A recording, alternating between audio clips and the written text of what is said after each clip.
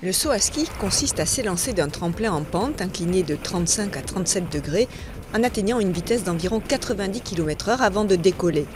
Aux Jeux Olympiques, les épreuves individuelles se déroulent sur deux types de tremplins, le normal de 85 à 109 mètres et le grand dépassant les 110 mètres.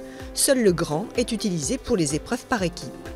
L'athlète doit sauter le plus loin possible en adoptant une position aérodynamique, puis rester stable à l'atterrissage. Il attend le signal de son entraîneur pour partir afin de s'assurer des conditions de vent optimales. L'impulsion est déterminante pour la longueur du saut. Le skieur se penche vers l'avant et plane sur ses skis écartés en V, les bras ramenés le long du corps. Le sauteur se trouve rarement à plus de 6 mètres du sol compte tenu de la pente de la zone de réception. Un système de compensation du vent est utilisé.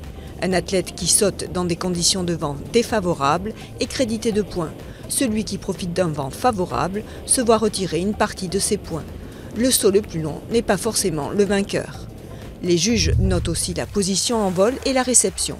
L'athlète atterrit en position de télémarque, jambes légèrement fléchies, un ski devant l'autre. Il gagne des points supplémentaires s'il atterrit après le point K, là où l'inclinaison de la pente commence à se réduire. L'équipement est composé de skis très longs, mesurant 1,5 fois la taille du sauteur. Les fixations laissent le talon libre pour permettre au skieur de se pencher pendant le vol.